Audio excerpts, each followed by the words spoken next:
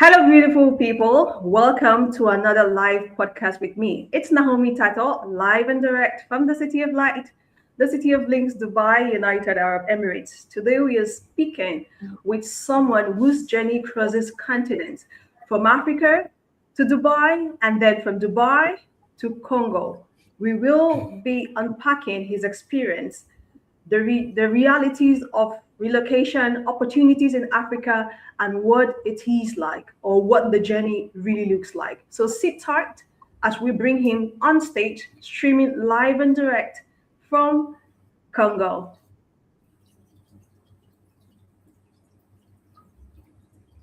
Hello, Mr. Hello, Babila. hello. Please, can you introduce yourself to our viewers? Definitely. Okay, my name is Roland Babila Mukwele, originally a Cameroonian who was based in Dubai for almost about 20 years, working in the field of real estate, and now presently in Congo Kinshasa. Thank you very much. In the same field, huh? In the same field of real estate. Thank you.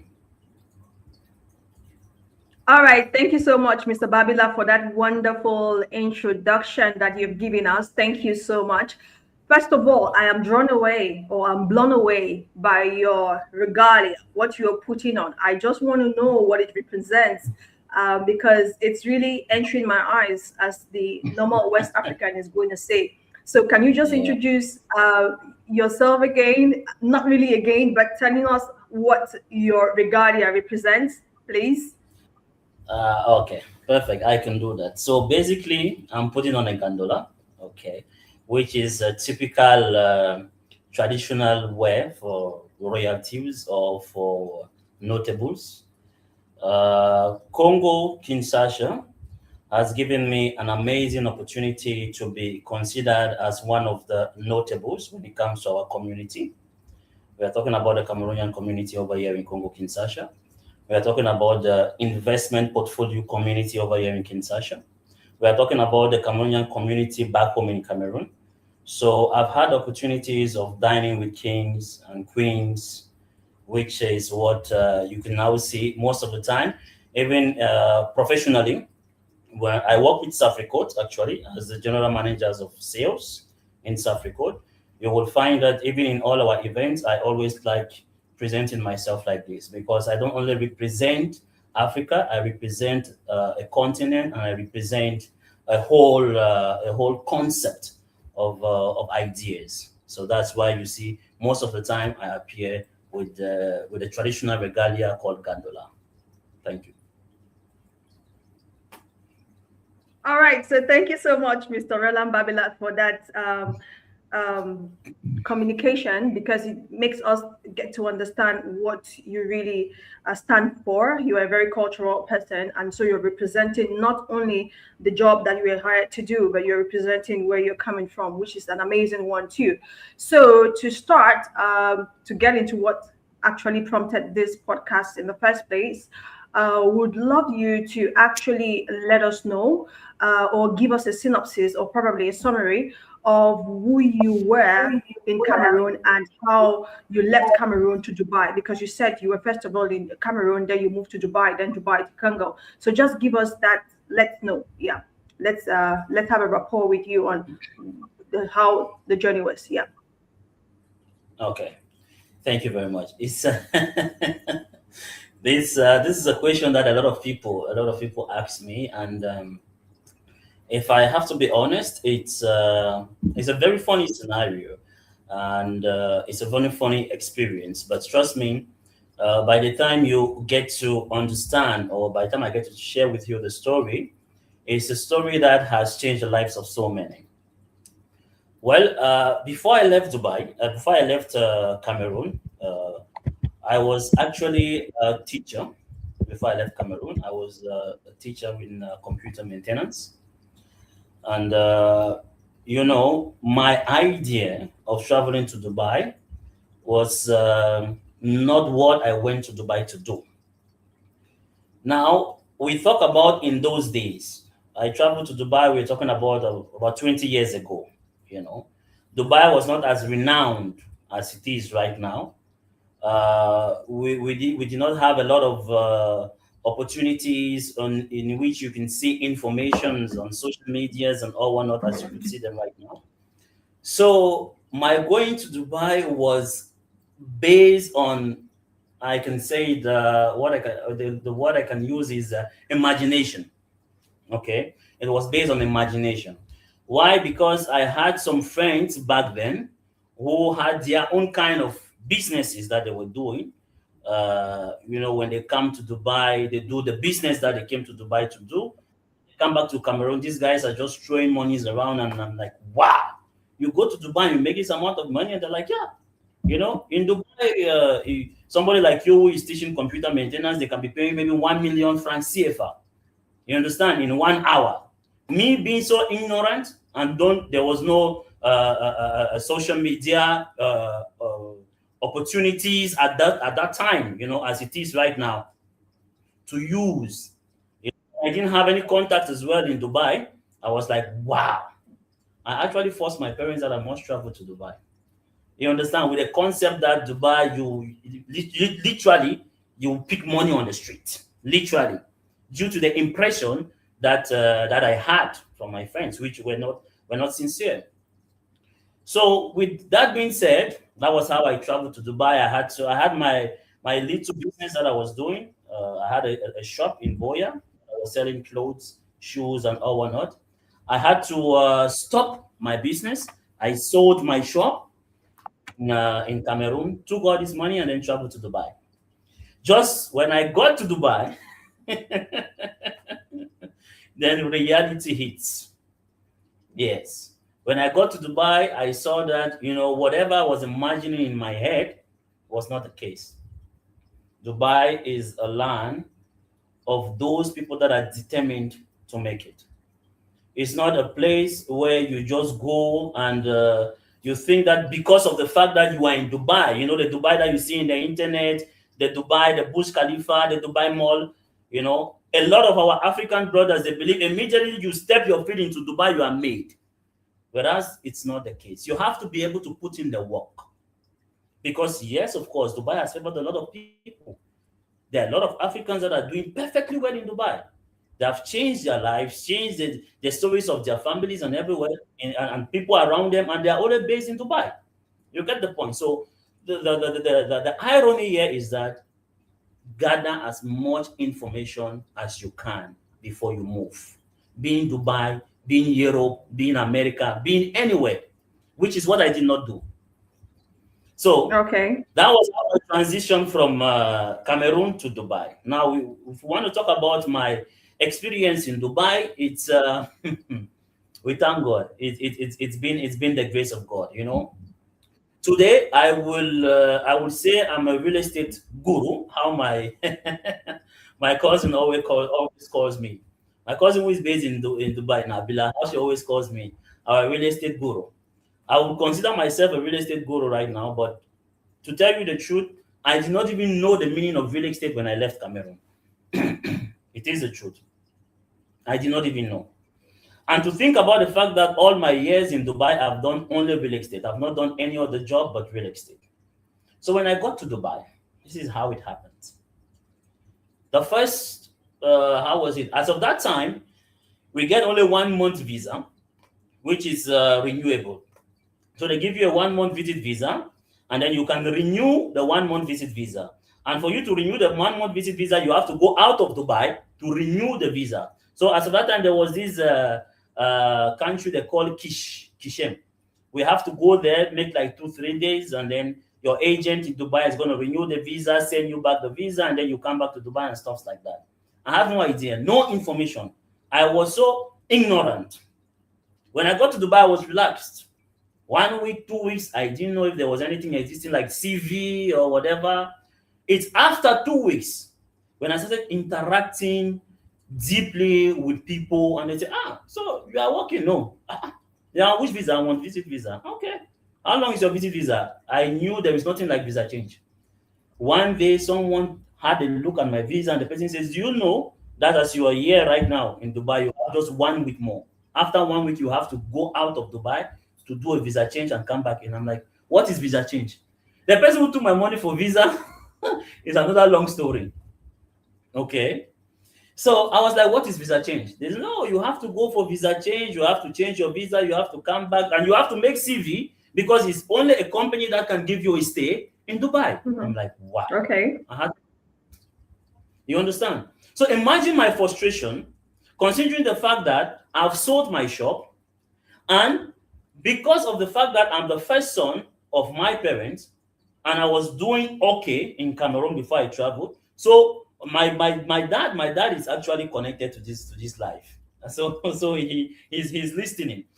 Because of that fact, you cannot imagine that I had to deceive my parents on going to Dubai. I told my dad that I got a scholarship in Dubai just to allow him to give me the permission to travel to Dubai. You understand what I'm trying to say? Because I had no information. I was living in a dream world.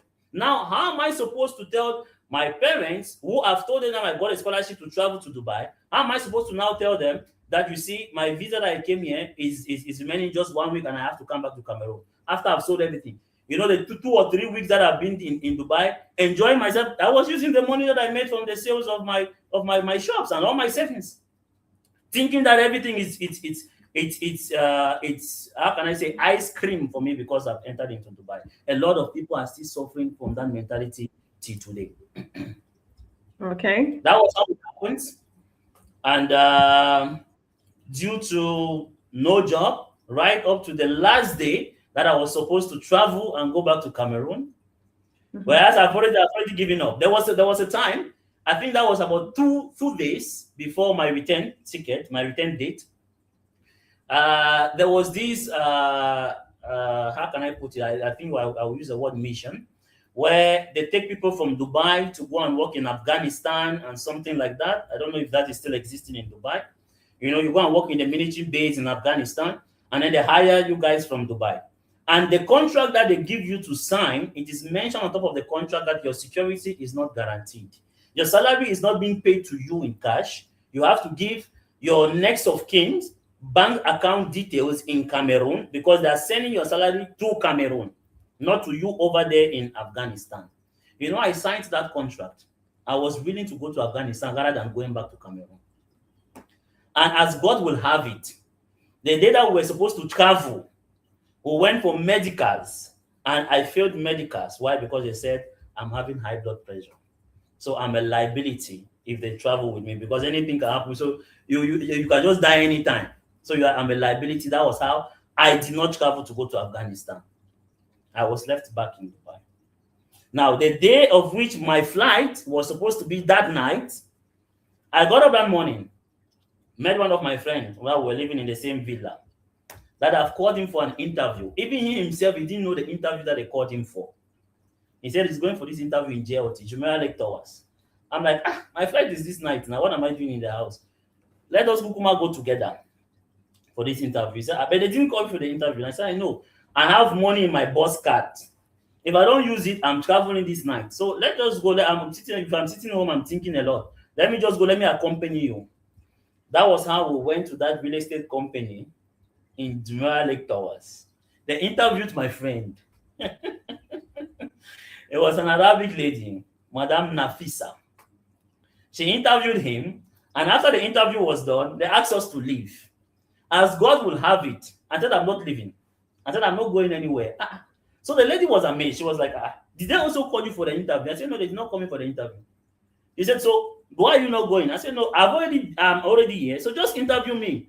It is better you interview me and say you get back to me and you don't get back to me, but at least just interview me. So she was amazed. She started laughing. My friend's interview that she did, just both of them in the conference room, when it came to my turn, she called all the guys, the sales agent, the sales executive. She called all the sales executive into the conference room and she said, you want interview? Okay, come, we'll interview you. She gave me her phone that sold this phone to me. The mistake that she made is that she didn't know that I was a teacher. So I sold that phone to her, gave her fixtures in that phone that as of that time, the fixtures were still to come. It was an iPhone. Immediately, right there, the lady said, I love your zeal. I love your determination. You will join my team. But do you know what this company is all about? I said, no. Can you imagine? I did not even know what the company is all about. She said it's a real estate company. Go and learn about real estate, and you'll work in my team. And what was my reply? Thank you very much, madam. But you see, today is my last day in Dubai. I'm going back to Cameroon. And the lady said, really? I said, yes. She said, okay. Go to our head office in International City. Give a copy of your passport over there before you go, and then we'll get back to you. That is how I returned to Cameroon before they sent me my offer letter or my employment visa before I returned back to Dubai and started working as a real estate agent till today. That's my Dubai story. Okay. All right, thank you so much. Thank you for that very very good summary of your Dubai experience, how you left Cameroon. I would want to just beg you, can you just shift over to the left? This way? Because when I'm trying to crop you, you get lost Okay. in translation. So you have to shift Okay. a little bit to the left. Yeah. Much So better that now? when we are cropping, it can actually fit. Yeah. All right. Okay. So thank you so much, Mr. Babila. So I would want to proceed. Right. I would want to know Mhm. how the opportunity from Dubai to Congo Mhm. came about, how the opportunity, the job opportunity that carried you from Dubai, United Arab Emirates to Congo came about. Sure. Definitely. So I will say it's first of all by the grace of God. That is the truth. I'll first of all give God all the all the honor. And secondly, I will say consistency in what you do. Even if you think what you're doing, you're not seeing results as of now, keep doing it. Love what you do. Because I'm a living testimony to it. A lot of people ask me this question: did you actually apply for the job you're doing now in Congo? And the answer is no, I did not apply. I never applied for this position or for this job or to this company. They contacted me from LinkedIn. LinkedIn. It's Oh, from LinkedIn that they contacted me. Why? Because every now and then I was always posting my videos. When I go to visit apartments, I will post the videos of the apartments I'm okay. visiting. Go for my meetings with my clients, I will post it. Every now and then, if I have a new listing, I will post it on my LinkedIn page. I will post it on my Instagram, my Facebook. So a lot of times, you don't even get clients calling you for that. You understand? The initial Mm. goal was what? Well, I'm trying to look for clients. You understand? Who will buy properties. But you will not believe that when I'm posting, there was somebody that was looking at this post. You understand? Like, wow, this guy is very active. I'm seeing how active this guy is on social media. This guy will definitely be doing well. You get the point. So maybe as of that time, I was not getting the exact result that I expected, but it is due to what I was doing that helped me to be where I am today. Consistency. So they actually contacted me from LinkedIn that they have seen my profile on LinkedIn. They have been seeing my posts that I've been doing on LinkedIn. So there is a job opportunity to work as a general manager of sales at a real estate development company called Safricote in DRC Congo. So would I be interested? I'm like, okay. As of that time, I've never visited Congo. I've never been to Congo. So I'm like, okay, why not?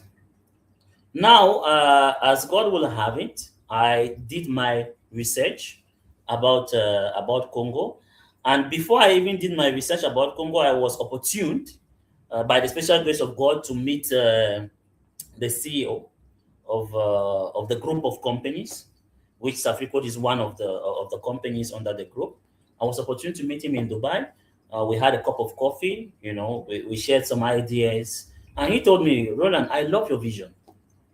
You are a young man that I believe you have a very, very bright future.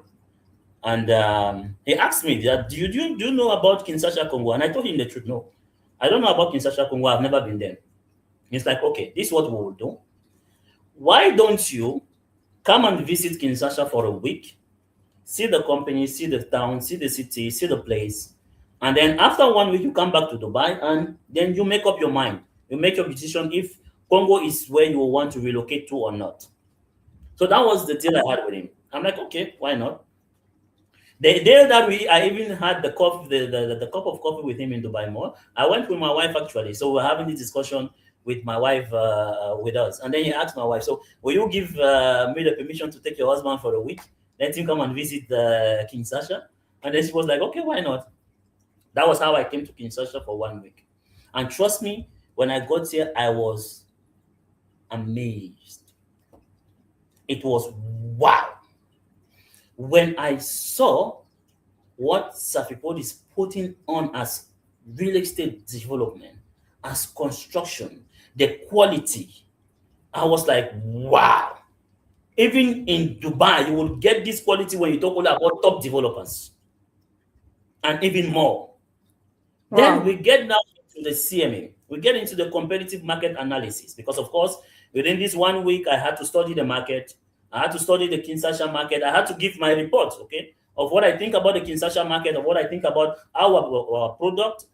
I had to give, a presentation. So in order to prepare my presentation, of course, I need to make a CMA, competitive market analysis. When I did that, I was like, no, this is not true. When you invest in Kinshasa, you are making a minimum of at least 8% return of investment. Minimum. Which means we talk from 8% to 15%. In Dubai, when you invest in a very, very good project, good location, and you see 10% return of investment, that means your investment is wow. You get the difference. Now, we talk about you investing and making 8%, 10% easily. And then I'm like, wow, this is a market. This is an untapped market. This is a virgin market. I said, no, I'm packing my bag and baggages. As we have one of our teachers in school, as he always says, your bag and baggages, pack your bag and baggages. I thought, when I returned back to Dubai, I told my wife, there is something in Kinshasa. I thought there's something in Kinshasa. Now also, we are talking about monopoly market. Dubai, everybody's an agent. The ones who have RERA certificate, the ones who do not have RERA certificate, everybody is a broker. Oh my God. Talk to us directly. Talk to us. Talk to us directly. Those that don't have the RERA. You understand? So, but yet you have monopoly in the market. You get the point. And trust me, because of the fact that there is, it should be said, there is money in Kinshasa. Dubai is saturated. I have some of my investors who I was managing their properties in Dubai. They have bought with me in Kinshasa and they have never visited Kinshasa. But they have properties with us because what we do also in Kinshasa, we have properties like, for example, we have one of our projects, which is called a domain, which is just like 5 minutes away from the Kinshasa International Airport, which is in Gini Airport.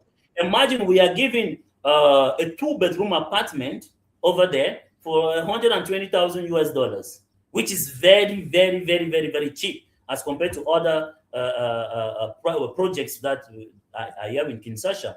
You understand? And you are buying that apartment with a tenant inside, and your tenant is paying $1,100 or $1,200 per month.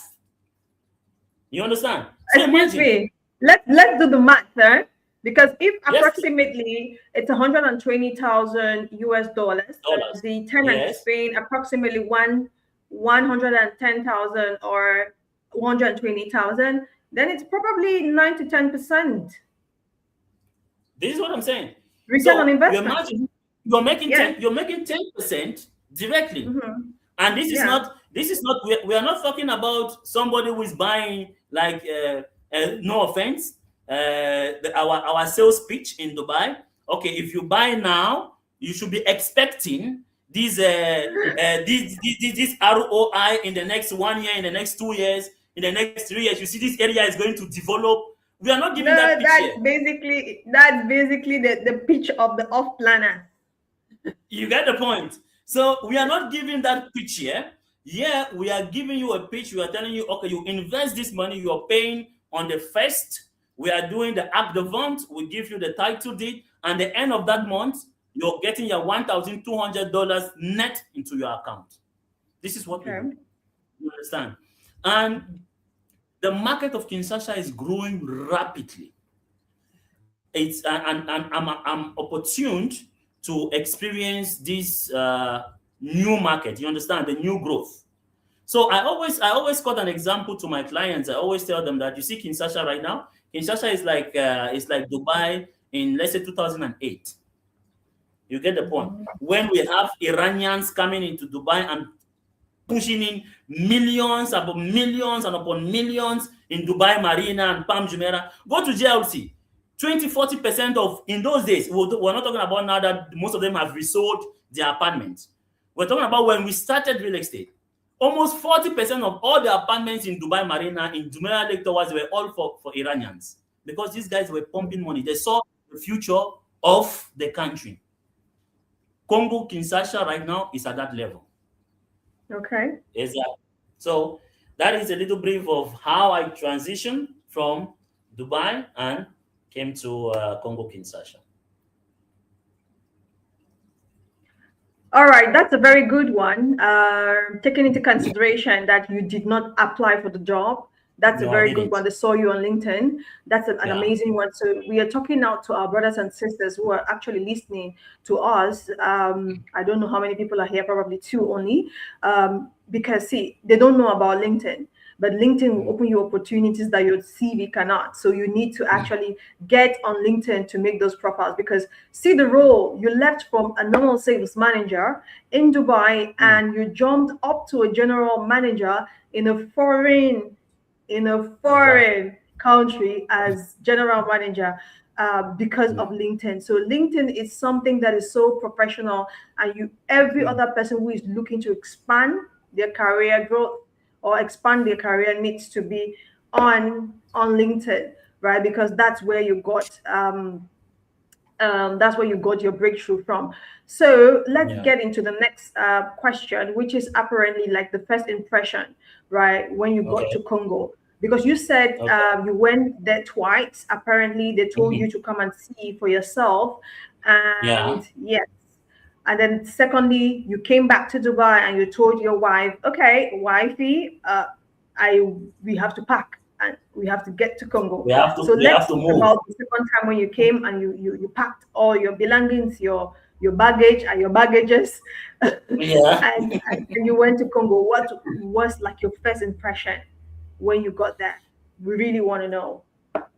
Well, you know, I had one measure. I would call it the measure problem. One of my measure problem was language. Okay, because Congo Kinshasa is a French speaking country. Okay, they speak French and Lingala. This is their two main language. So you have mostly just expatriates that speaks English, but English is rarely spoken here. You understand? So I do speak French, but of course my French was not polished. You get the point, because I've spent all my life in Dubai and we speak English in Dubai. And I'm also from Cameroon, but yes, from the English part of speaking in Cameroon. So that was one of my main challenge when I just came. I had to start taking French classes to see how I can polish my French better, to be able to communicate with the clients better. So that was I can say that was my main challenge that I experienced when I came here. But if we talk about, relocating and the lifestyle in Dubai and the lifestyle in Congo, I did not really find that challenging. Why? Because where I live is the same as where I've lived in Dubai. You know, I live in one of our buildings, which is called Bella Casa, and in all our buildings we have electricity 24/7. This is our selling point. You understand? So there Okay. is water 24/7. There is electricity 24/7. There is internet service 24/7.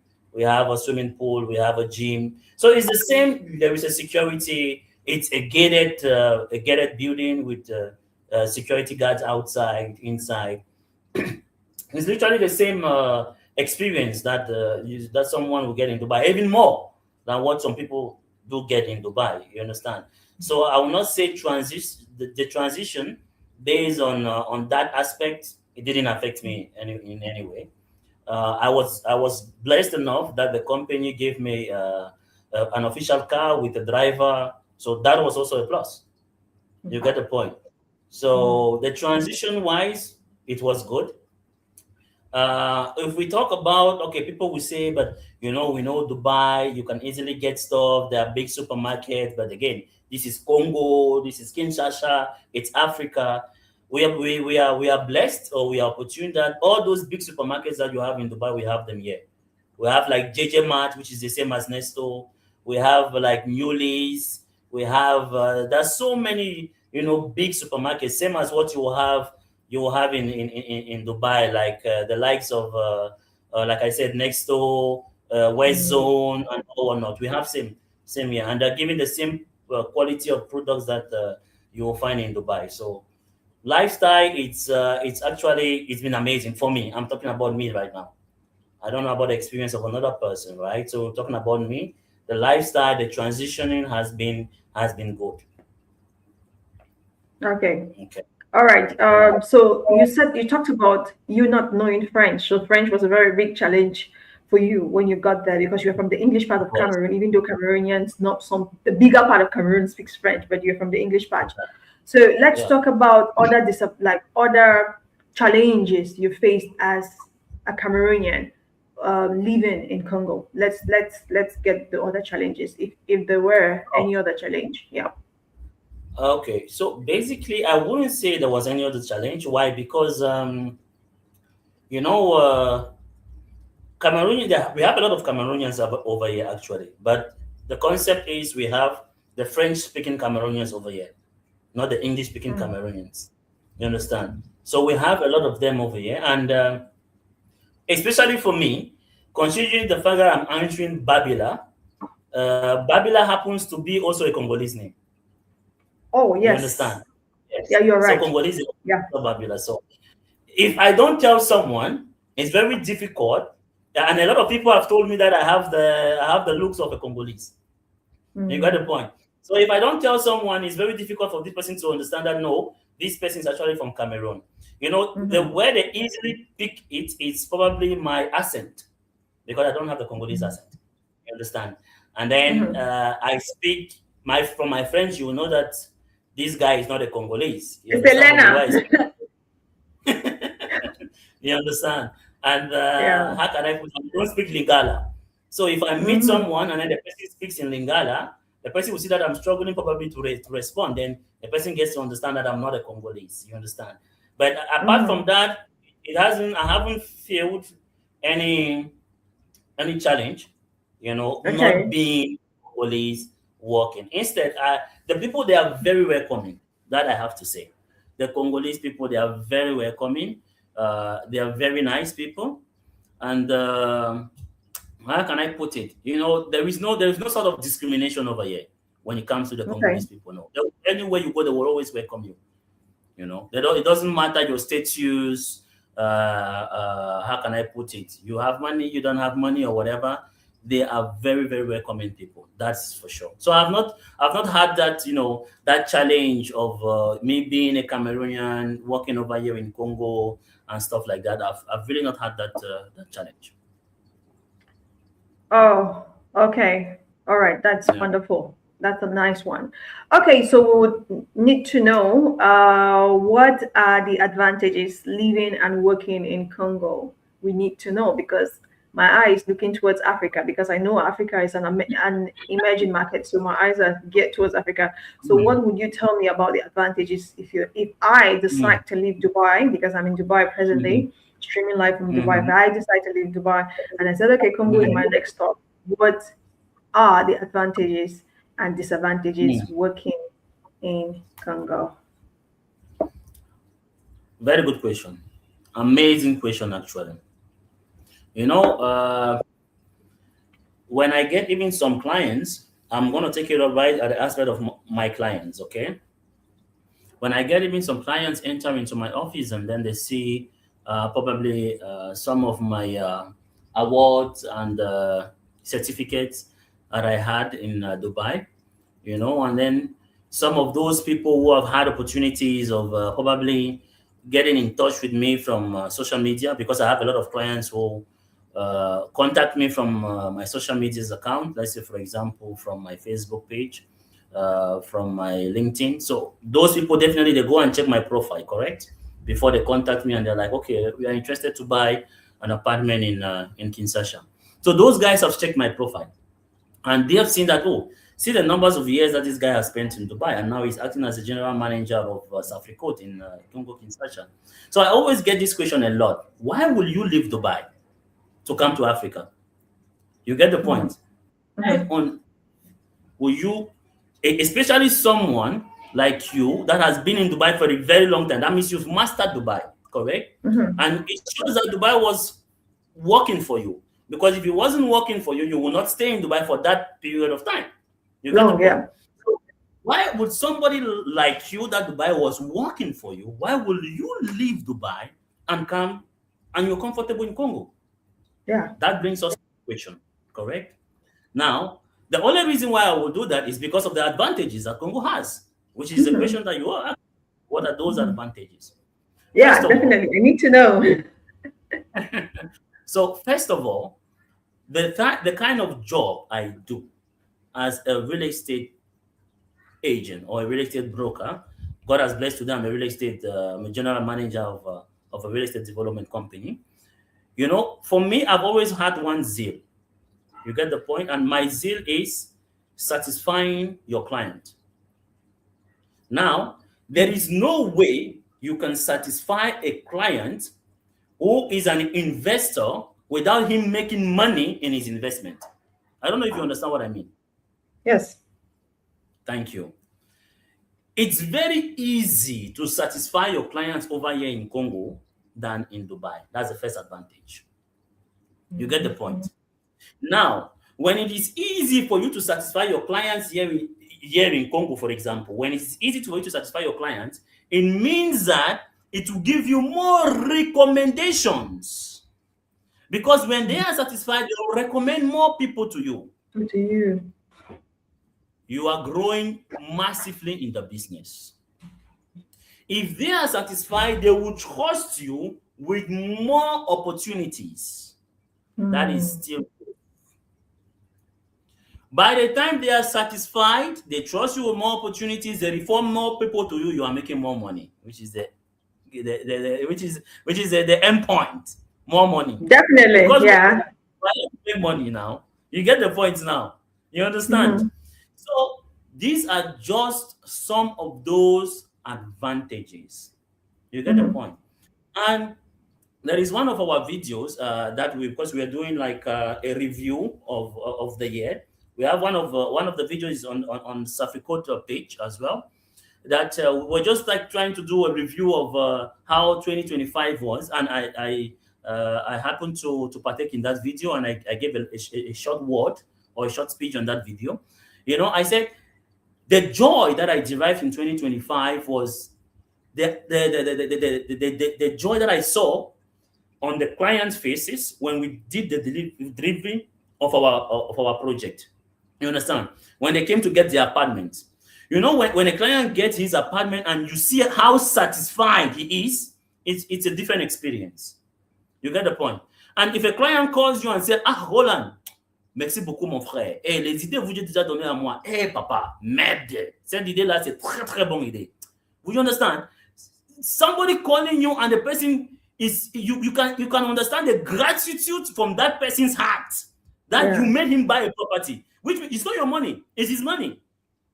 But because he bought that property based on the advice that you gave him, he's so grateful. This is what I always tell my team.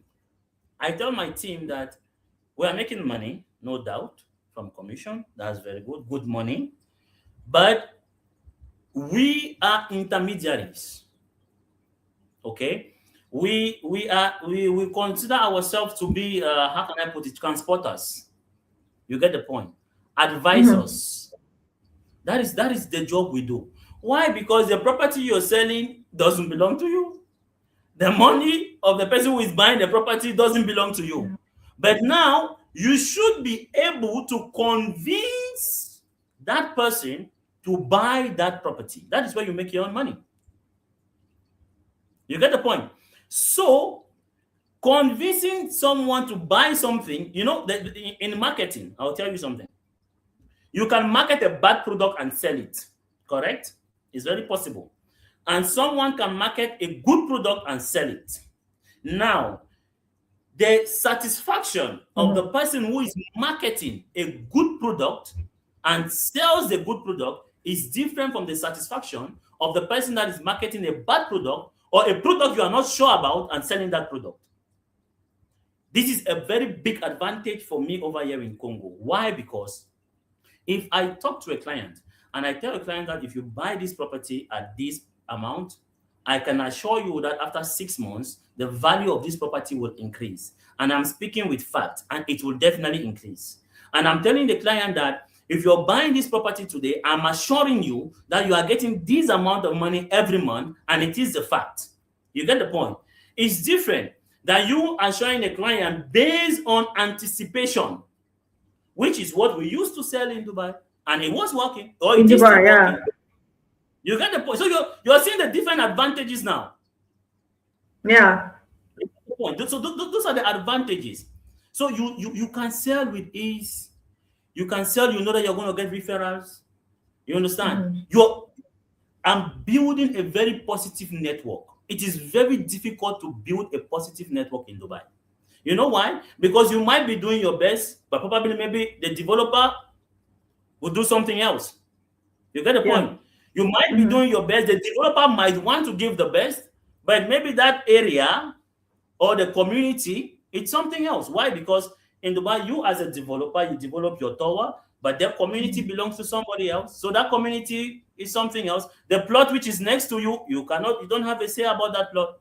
You get the point. So there are many variables that are there, which are not here in the Congo Kinshasa market. So those are just the advantages. If you want to start naming the advantages, it's a very long list. Trust me. Okay. Thank you so much. Thank you for that very good information. So we want to know on the next one what you do, right? We want to know what you do and what is your day-to-day job. So just run us through. We know probably you're a general manager of sales. I don't know how to pronounce the company's name. Is it Safrico? I hope I got the pronunciation correctly. Yeah. So Safrico? Safricode. Safricode. Okay, Safricode. Okay. So we want to know what you do. What is your day-to-day activity or day-to-day life like as a general manager at Safricode? So just run us through your day-to-day activities, what it is like as a general manager. Okay. So basically, it's standard. It's a standard practice. It's not something that is very tedious. Or it has its good days and bad days as well. So basically, I get up in the morning, go to the office. I have a team that I'm managing.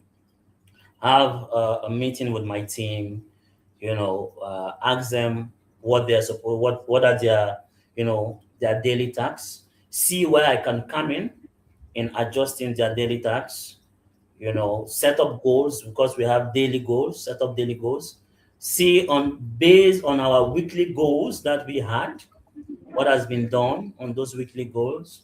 I have a lot of meetings, that's for sure, because imagine having a team and some clients, even if they are dealing with your team members, they will still wish to speak to for example, someone say, I want to speak to your director, I want to speak to your manager, before they will make up the decision of buying or paying for the apartment.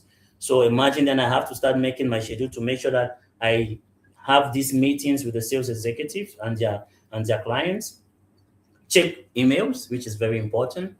And I always try to create time also, no matter how busy I am, I always try to create, even if it's 10 or 20 minutes, to work on my social media actively. Not to go online, check videos, go to TikTok and check videos on TikTok or Instagram and check videos. No, I make sure that I have 20 minutes to do something professional or something that would add an impact on my social media, because social media, in these our days, social media is the key. Social media is the key. There are a lot of people are making billions upon billions of money monthly, and they don't have an actual boutique. All their business is online. Legit business. We're not talking about illegitimate business. We're talking about legit businesses. Legit businesses, everything online. So you can imagine. So I don't take social media for granted. You understand? So I make sure that I spend some time on social media, attend the meetings of my sales executive, attend my own personal meetings. You understand? Try and fix my program, fix my schedule with the help of my assistant. Follow up on clients that are bought, that they're having pending receipts, pending promise de vente, pending act de vente. So that's how my daily activity is. It's just back and forth, being busy, being occupied. But I would insist I still create time for social media. Social media is like your work wife that you cannot do without. For those people that want to grow. So All that's right. just it. All right, thank you so much for the information. So we want to know, we know that Congo opened the door for you to be a general manager, right? So we also want to know other professional opportunities Congo has given you. We want to know because many people are here, probably in the Middle East or Dubai or wherever, and they're looking to Africa as an emerging market, but sometimes they don't know what to expect professionally. So if you can just name us or give us like what Congo has done for you, the doors it has opened for you professionally, it might be of help to someone who is listening. Yeah. 100%. 100%. I would say professionally, Congo has been amazing. It has opened a lot of doors. Trust me. All my time in Dubai, yes, it's different. Yeah, in Dubai, I've had the opportunity in how do they call it? The real estate events that is always being held. In World Trade Center. I've had opportunity like sometimes when they organize the event, Sheikh Maktoum comes there. You can probably, when he's going to a stand or when it comes to your stand, you can see him and all whatnot. But in Africa, it's very difficult for you to have the audience of meeting the president.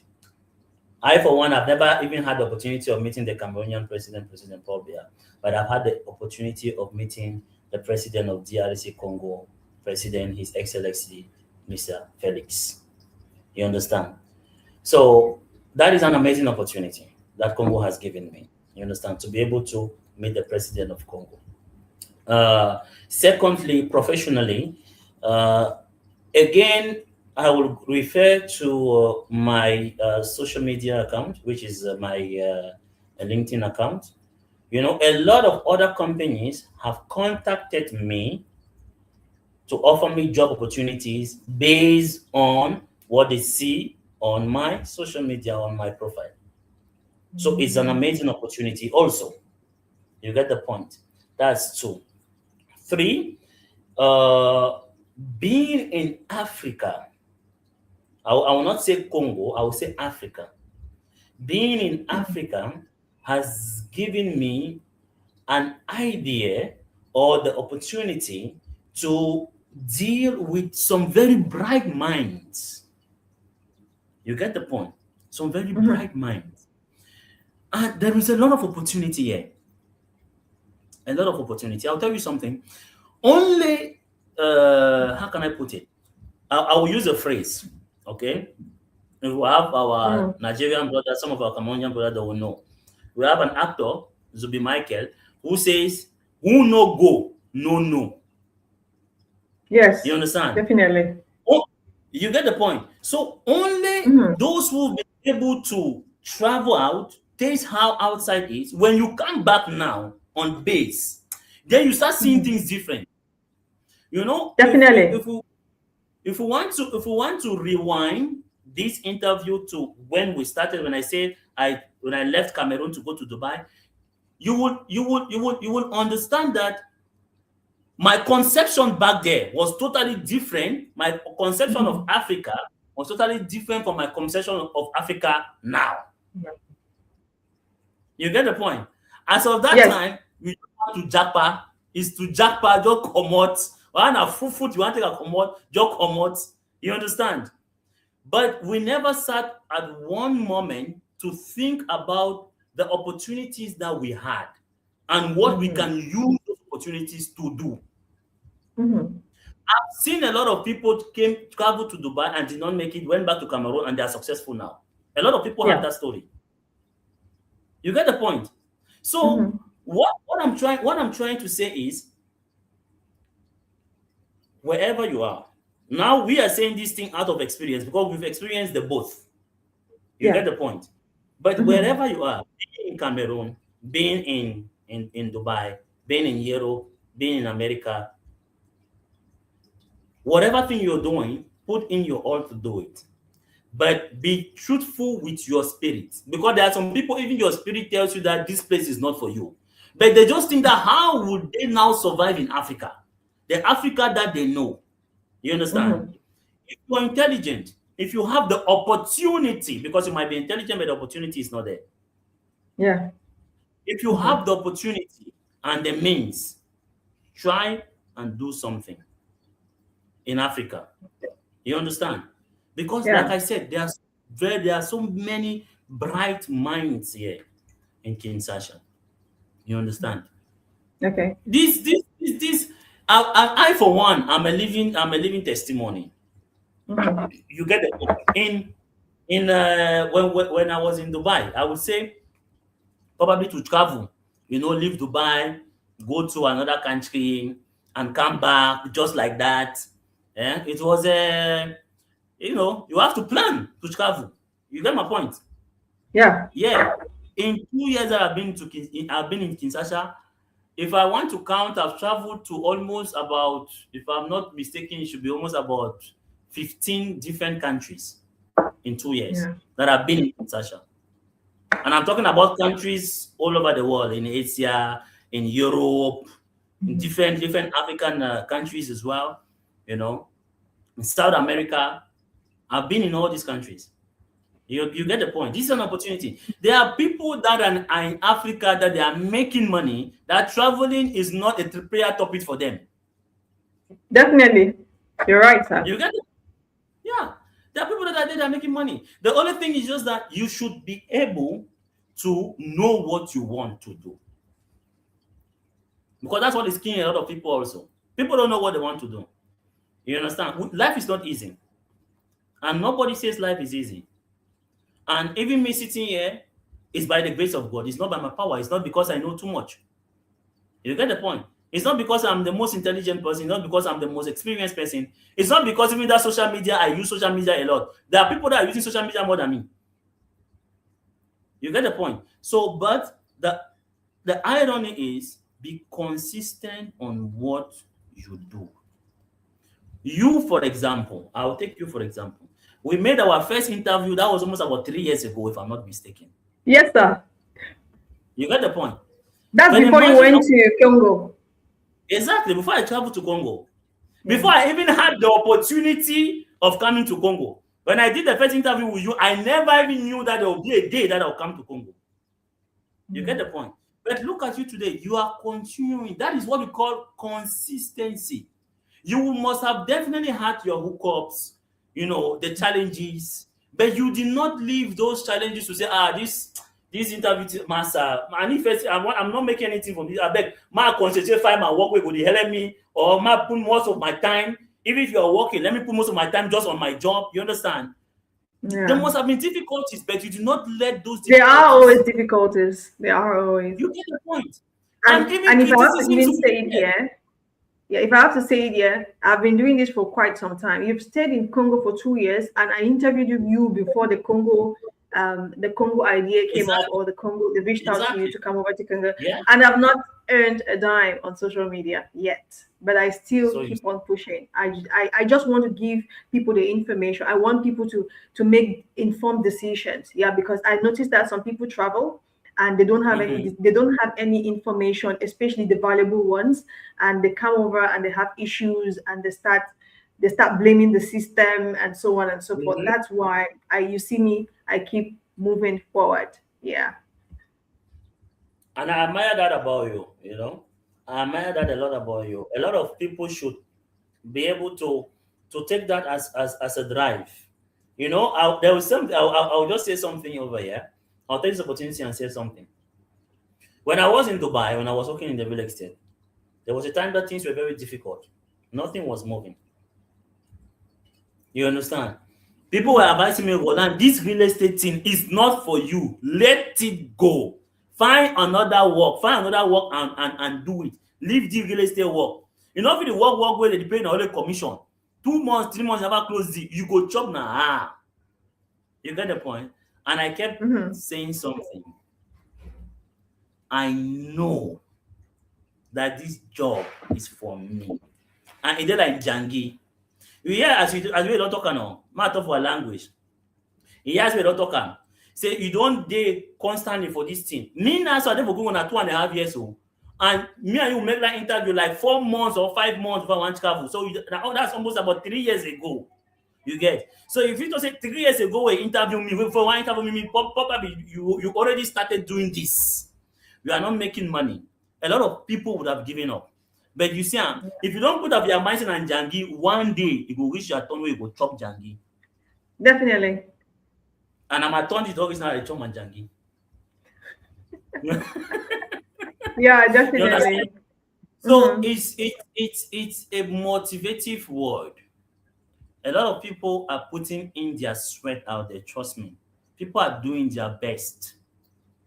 There are people that they don't sleep. They put in the work.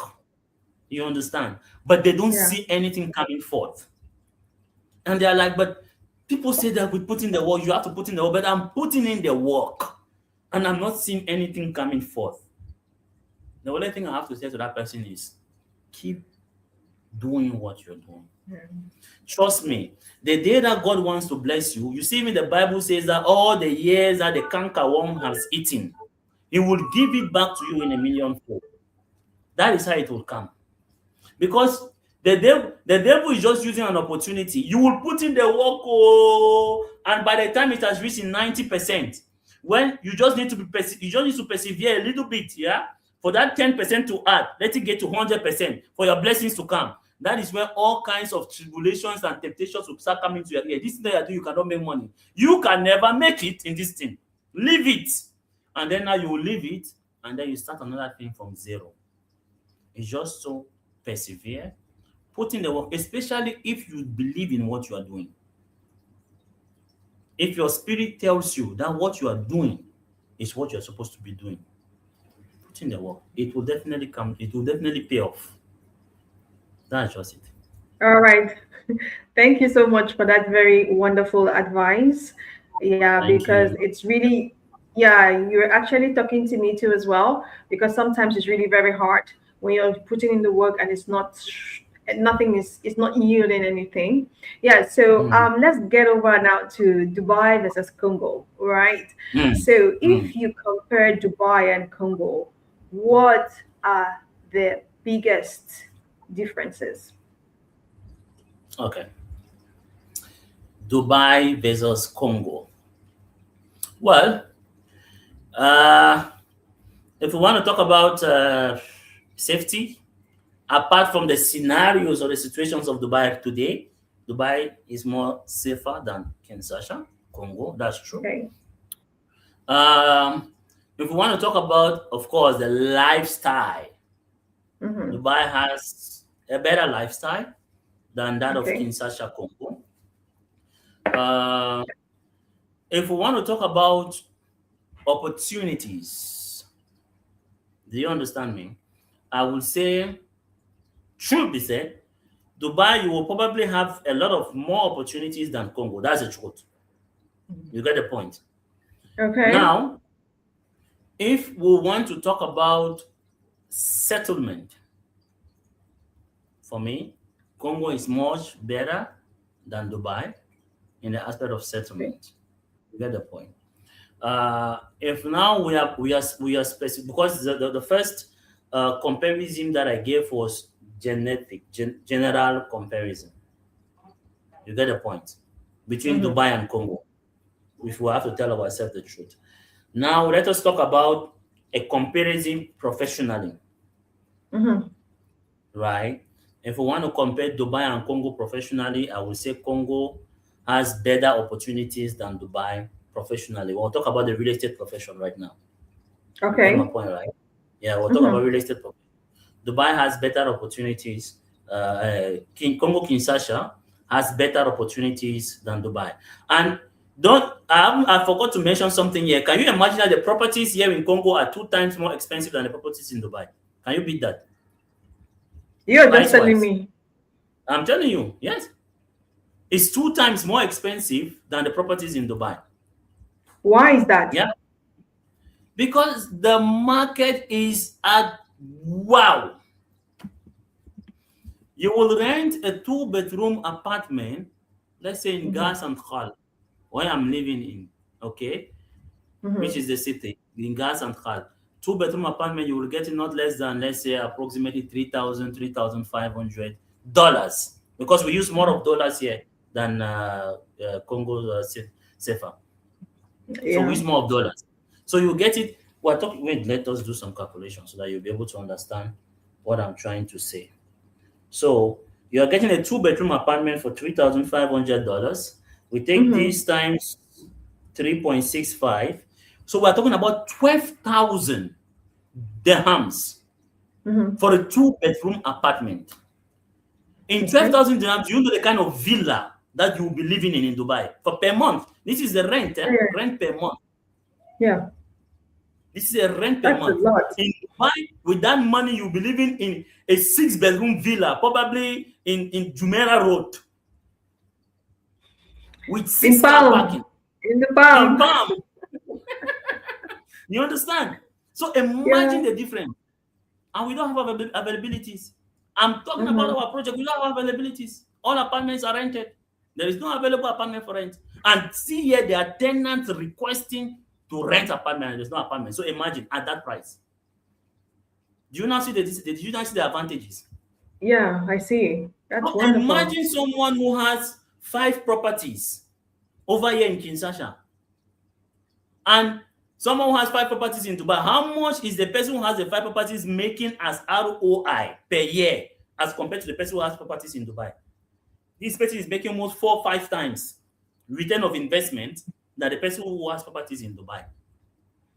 You understand me? Yeah. So if you want to compare these two, investment-wise, Congo beats it. Like I said, I have clients that are managing their portfolio, okay, in Dubai. And when I have these conversations with them, they're like, no, Roland, non, je ne dis pas ça. Comment vous dites ça? Ce n'est pas vrai. Je dis, papa, achète encore. If you think it's not right, just buy. It's your property, right? You're buying in your name, right? So if you buy and you're not making money, you can sell it, isn't it? I'm in the business. If you buy and you're not making money, you tell me, I will sell it for you. And when he pays, like I said, there are people who they have never visited Kinshasa. They have property there and they are making their money every end of month. Their money is entering into their account. And anytime that they will decide to sell their property, they will sell their property. If they want to still use their property, they will use their property. So you see the differences now. Yeah. You understand? The differences are very much clear professionally. You understand? And all right, thank you so much. Thank you. So that's it. Yeah, I want to know because we are comparing Dubai and Congo. So what surprised you the most about working in Africa after Dubai? Okay. Sorry, just 1 minute. Yes, let me come to your question. You said what surprised me the most in working in Kinshasa about working in Africa after working in Africa after Dubai. Yeah.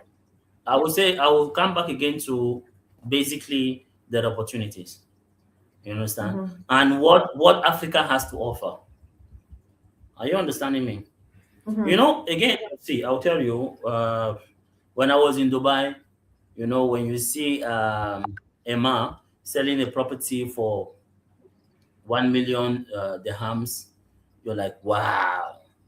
Are you understanding me? When you see people Mm-hmm. buying properties for 10 million dirhams, you're like, is this possible? Villas, you understand?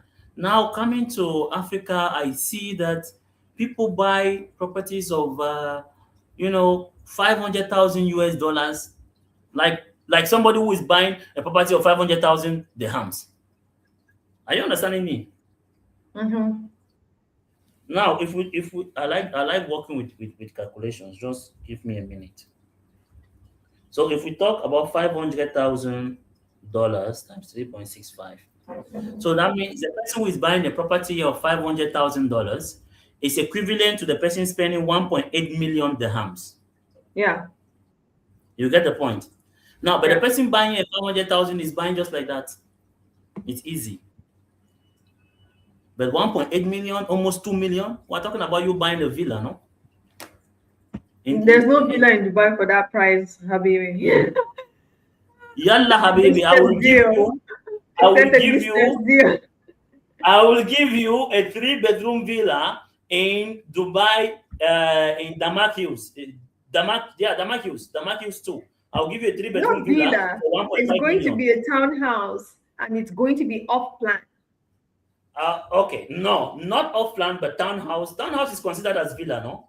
No, villa is different from So townhouse. you're not in real estate, huh? You are correcting me in real estate. Can you imagine? So you are actually No, a I'm not broker. in estate. I'm not in estate. I'm just telling you that townhouse is different from a No, villa. that's true. You have a point. You have a point there. Yes, of course. Townhouse is 100% different from a villa.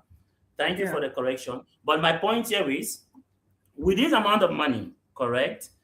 If Hmm. I, for one, I have like 2 million and I want to buy a residence in Dubai, I would definitely think about a townhouse. Okay. You get my point? I will not think about buying a 1-bedroom apartment in JLT or a 2-bedroom apartment with this money, right? Hmm. I'll think about Hmm. buying a townhouse. But what I'm trying to say here is this is the same amount of money that somebody will take it to buy a 1-bedroom apartment or a 2-bedroom apartment in Congo Kinshasa. You see the difference now. Okay. You All get the right. point. So Understood. those advantages are there, and they weigh off those advantages of Dubai. All right. Okay. Thank you so much. So let's talk about Africa, right? Yes, Because please. Africa, for me, it's like the emerging market. So do you Mhm. think Africa is becoming a strong employment market? Africa is actually becoming a very, very, very, very strong employment market. Now, the only reason why we as Africans don't see that is because, should be said, we are still suffering from the ideas of our great, great, great, great, great, great, great, great, great, great, how do they call them? Fathers, our ancestors. Do you know why I say we are still suffering from those ideas?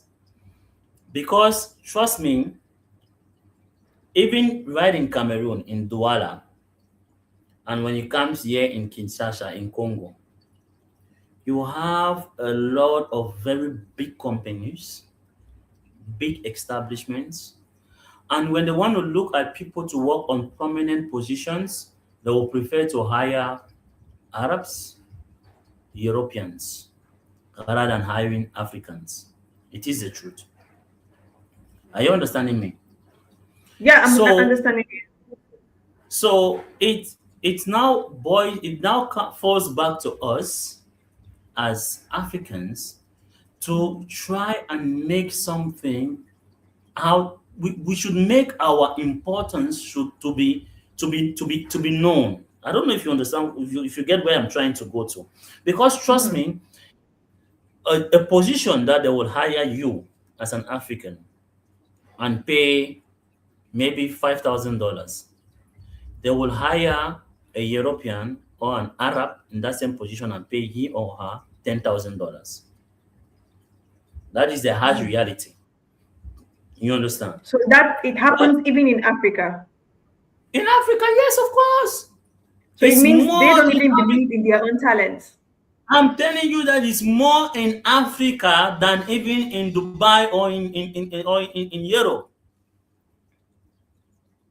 Yeah, it is So we more have in a Africa problem than then. How do yes. you So think that we is can why I'm solve the saying problem? by us Africans investing in ourselves and us Africans trying to do what the white man comes to our country and is doing and then decides to use us as slaves. Because some of us have the ability and the mentality and the money to do those things. Do you understand what I say? What I mean? Yeah. You have a lot of African billionaires that if they want to do a construction, trust me, they'll go and contact a foreign nation to come and construct for them. Where you have a lot of very, very potential construction companies over here in Africa. Yeah. So this is the problem. This is the problem. I'm opportuned to work in Africa. It's an opportunity which I thank God for it. I thank the person who saw the vision in me to think that he could give me this opportunity. Go and check the website of Africa. I'm the only African on the website of Africa, the only black over there. So it's an amazing opportunity. You get the point. Mm-hmm. But us as Africans, we need to know what our values are. Mm-hmm. We are still suffering from the archaic mentalities of our forefathers. We are. You will see an African who is even in Europe and wants to do something, but at the end of the day, you see, in fact, you see, this topic of Africa is very complicated, my dear, because there are people who have even tried on giving this opportunity also to Africans, and then the Africans they still take it and then misuse it. Mm-hmm. You get the point? Yes. You want to do something massive, you say, okay, no, instead of giving this outside, let me give it to my brother. And your brother will take it as an advantage that you've made him, you've settled him in his life. Instead of doing what he's supposed to do to give you a positive result, he start enjoying your money and then making something out of himself. And then the job that is being given to him cannot be realized. This is the mentality that is killing us till today. So that's just it. Us as Africans, we need to be more focused on what we do. We need to be more determined on what we do. You understand? We need to have more zeal in what we do, and you will see Africa will change massively because trust me, even the Westerners have seen the potential that African has, and now due to the fact that the world is evolved, the Westerners now come to Africa. They don't only exploit what we have, they invest now in Africa, but still yet they use us. If you understand what I mean. I do. I do. So So that's just with regards to what you've told, you said because Africans themselves still don't believe in Africa or mm, Africans, and that's why an African is going to build up a company and will not even want to employ an African to be in yeah. it. And you made reference to your company, the company you're working for in South Africa, Congo Kinshasa. You said you are the only black there, and I'm the to only see that you're the only only black there, which is an African company, is something that is uncomprehendable. So I we will want to ask, I will with comment everything that is one minute. happening in the Middle East, One would minute. you advise Africans in the Middle East to relocate back to Africa? Now, before we go to that, I will make one correction. My company is not an African-based company. Okay, all right. Better still, is an African-based company, but it's not an African-owned company. I don't know if you Okay. understand me. It's not owned by an Mhm. African. Okay, the company Safricode is not owned by an African. But the reason why I use myself as an example is to instead speak positively to our African brothers who have opportunity opportunities of having big establishment. That if you can imagine a company as big as Safricode that is not owned by an African, but the person believed in me as an African and believed that I can deliver as an African, why can't you believe in your own? You get the conception now. Yeah. Thank you. Now let's go now to your question. What was your question again, please? I said, with everything that is happening in the Middle East, Mm-hmm. would you advise Mm-hmm. the Africans in the Middle East to relocate back to Africa? My sister, I will not advise anybody to relocate back to Africa if you do not have something tangible to come and do in Africa. Stay there. So it does it mean should someone secure a job like you did before moving over to Africa? 100%. 100%. Me, I'm not, how do they call it? Uh, I'm not that kind of a person that will come and will come and sell you the dream. No, I don't do that. You understand me? Okay. I speak with fact and reality. Because of the fact that I moved to Africa is working for me, it doesn't mean that maybe you have your own small something that you are doing in Bano, you just leave it as, you see this person has gone to Africa, he's doing well, so let me go back to Africa. No, it's not like that. Search something. If you have something, because the thing is, a lot of people have better opportunities in Africa, but because it's Africa, they don't want to come. Mm-hmm. Even me, I had these challenges. Do you know how many people advised me before I came down to Kinshasa? People were telling me, are you normal? You'll be in Dubai and then you want to leave Dubai and go and work in Kinshasa. Who does that? Who will leave Africa, Dubai to go and do the same job in Africa? No. It's not normal. But look at the scenario today. If you have a good opportunity being in Africa, come to Africa and show what you can do, because you can make it big. But it doesn't mean that you will just pack your things and then leave Dubai. Like my sister rightly said, due to the scenarios in Dubai, because of course, due to the thing that happened in Dubai has become a lot more difficult for people. Companies are laying off workers right now. You understand? So if you have something that you are doing or something that you were doing, or if you have a means of earning your money in Africa, concentrate on that, and then you can come and continue doing what you're doing. You can grow big in that. If you have a good job opportunity in Africa, take it and do it. And what can beat you in that? You understand? But don't say, oh, because things are difficult in Dubai, so no, me, I just want to go into Africa. That means you don't even have a vision now. You need to, you understand? You need to be able to have a vision, have a focus. You get the point. But at the end of the day, there are still so many opportunities in Africa. If you have a good opportunity, please try it. At the end, it's to try it now. If you come to Africa, it doesn't work, you can always go back. But don't miss the opportunity. You understand what I mean? Don't miss it.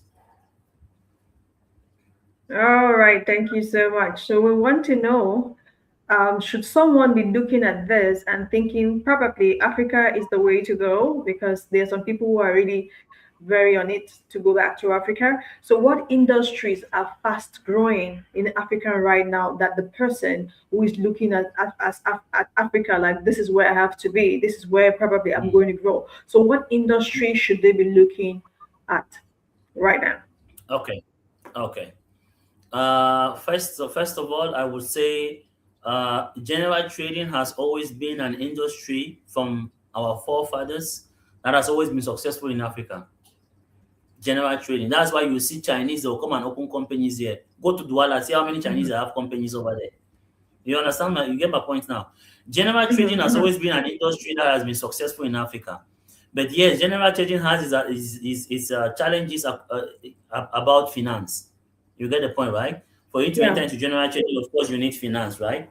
So that has been the challenge. But for someone who has the finance, I would say general trading, there is no way you will enter into general trading in Africa and you will not make money. There is no way. You understand? All right. And Yeah. secondly, also, depending on the country, we have some countries that are very promising right now when it comes to real estate development. We have some countries that are not joking with their developments right now. You understand? For example, Congo Kinshasa is one of it. You understand? And we have some other African countries, for example, even South Africa. South Africa Even is not Kenya. joking with development. Even Kenya, exactly. Even Kenya also is not joking with real estate development. So target these countries. I'm talking now based on experience, right? So somebody who has like a real estate experience, target these countries. You have a lot of opportunities if they see that you have experience in Dubai. Why? Because Dubai is a wow real estate market. That's how we describe Dubai. A wow real estate market. Because you imagine that somebody is coming from the airport, coming from the plane, and they convince him to buy a property before he enters even in Dubai. They've already convinced him to buy a property. So you can imagine. Yeah. You can imagine, right? So it's Yeah. a wow real estate market. Now, if a company in Africa knows that you have the experience of this wow market and you are Yes. successful in this wow market, that's they will want to catch you and put you in their corner. Make yourself to be seen out there. You understand? What might have blessed me, my own job I didn't apply for. But if you have the experience, you have the know-how, apply. Apply for jobs in different African countries. They might even pay you much better than what you're getting in Dubai. You might have much better opportunities than what you're getting in Dubai. You Yeah. understand? So don't be stagnant. Don't think that if I cannot make it in a Dubai market, is it in Kenya that I'll go and make it? You understand what I mean? Or Definitely. this developer in Kenya, how much can this developer in Kenya pays me? Can pay me? Don't think that way. You don't know. It might just shock you. You get the point. Yeah. So that's just it. There's so many opportunities there. It's just for us to search those opportunities. Like what I always tell my kids. I tell them that instead of you struggling to go and work in America, struggling to go and work in Europe, make something out of yourself over here in Africa and open another company in Europe. Let people work for you over there. That's how people do it. Definitely. Do you know how many companies Dangote has internationally? Do you know how many people Dangote is employing internationally? While using the name of Dangote because it's a renowned name. Yeah. There are so many people that are doing better than the name I just called in opening companies in different countries. You understand? So we should not sell ourselves short. Believe in Yeah. yourself, believe in your vision, and you will see it happening. Yeah. So is it only like, okay, estate business and or estate industry or real estate industry and general trading that it's very good to look into right now For in me, I Africa? think these two, yeah, for me personally, I think these two are the best Mm-hmm. to look into. Why? Because these are businesses that has a very high potential and they still have a long lifespan. Mm-hmm. You get the point? These are businesses Yes. because Africa still needs to be developed. So imagine anybody who is in real estate in Africa today. That means you have a very long lifespan. It still needs to be Mm-hmm. developed. There's still a lot of things that needs to be done. You get my Yeah. point?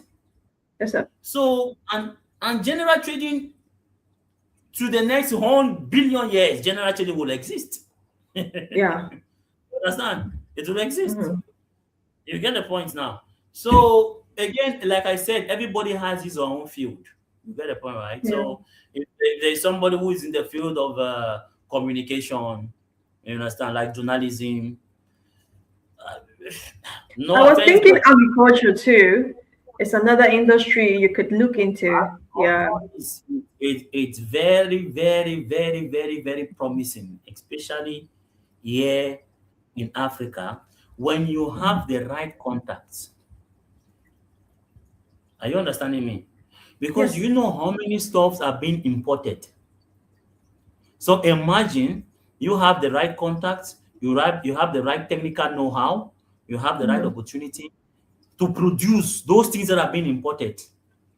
It's also a very good opportunity. Agriculture, very good opportunity. All right. Thank you so much for the information, guys. So, if You're you're one of welcome. those that are looking forward getting into Africa and you are asking yourself, what industry should I get into? So, he's named a few. He said real estate as well as um, general trading, which is import and Mhm, export, as well as, and mhm, I also named agriculture because that's what is taking Africa um, by storm nowadays. So if you're that one person that is looking forward, trying to know the industries that are growing fastest in Africa, then those three are at the peak of it. All right, so let's get over to comparing Cameroon versus Congo because you are a native of Cameroon. So if okay. you have to compare Congo and Cameroon, what stands out most for you? Mm, well, Cameroon and Congo is literally the same. Huh? There is no there is not much of a big difference. There's not much of a big difference between Cameroon and Congo. But the only thing I would say is Congo is more open to development than Cameroon. Mhm. Reasons being that, like what we are doing in Congo now, we are selling properties with off plan, and we are not the only developers in Congo selling properties with off plan. Off plan means you understand what I mean by off plan, of course. So Yes. that doesn't exist in Cameroon. I was shocked. I was very, very shocked that I checked and checked and checked, and I could not find two companies that can offer you off-plan properties in Cameroon. It doesn't exist. It doesn't. Let me cut you short, sir. When it comes to real estate, I was talking to a friend of mine who owns a real estate company in Dubai. He was like, he Mm, was so much in a struggle, and he was saying it mm, with pain in his voice. And he said, mm. I don't understand what is actually happening to our country, but someone needs to take it to the peak. Because when you look at Uganda, Uganda is full time into estate business. You look at Of course. Kenya, Nigeria, we are not even their mates in No, anything. Nigeria is not even in the league. We That are means not they are even their above. mate in Yeah, anything. And they then are he above said them. Congo too. But when you come to Cameroon, everybody is just you will not see anything happening there. It's just like so. Mm, So I was like, it has to start with the government. The government is so naive and myopic because they don't want to open. I don't know if it's because our government is full of old minds, so it's just so stoic. We are just like in 18th century. Nobody wants to move forward. They just want to leave the country because they are eating directly from the pot with their families, and it should be like that. No development. They don't have. First of all, our government is that government that does not really have its people at heart. Let me be honest. I've lived in the United Arab Emirates, and I see how their government takes things to account. Our common mm, government does not have that. They don't take things to account like that. They don't take people at heart.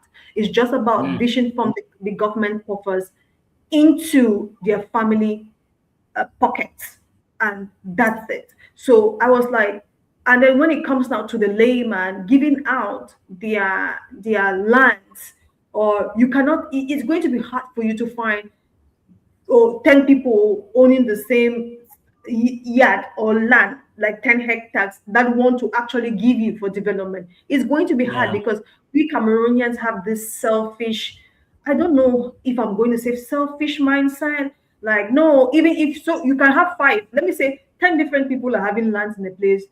To convince them to give out that land is not going to be something, it's going to be hard.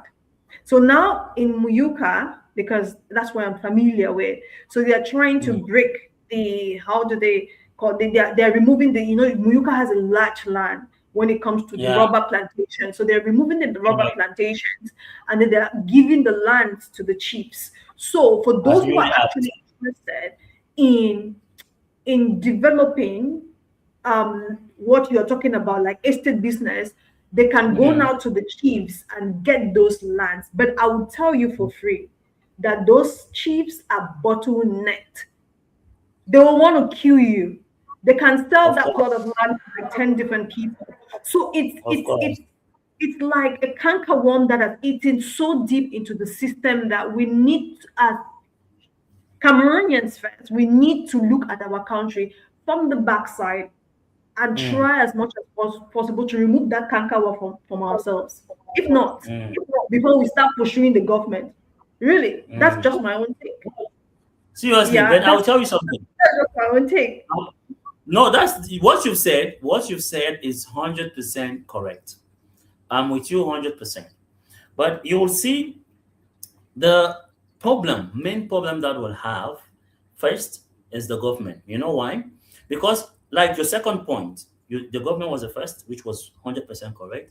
Like the second point concerning the chiefs, these guys, just forget about them because I know what I've experienced in that aspect. Okay. Now, if the government can be able to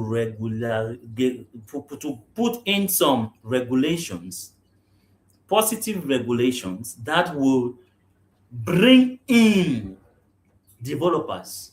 For example, Mhm. I've just got an example to you. I will use my company Safricode. Safricode is not an African owned business. You understand what I mean?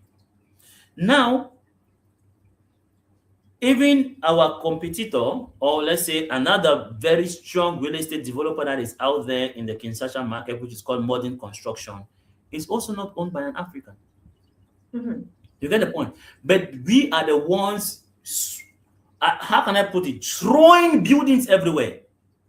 Come to Kinshasa, we have more than 100 buildings. Buildings, I'm not talking about houses, buildings. Mhm. If we have that, imagine how many our competitor has, how many the other competitor has. There are Chinese development companies over here that have buildings as well. There are Lebanese doing constructions here.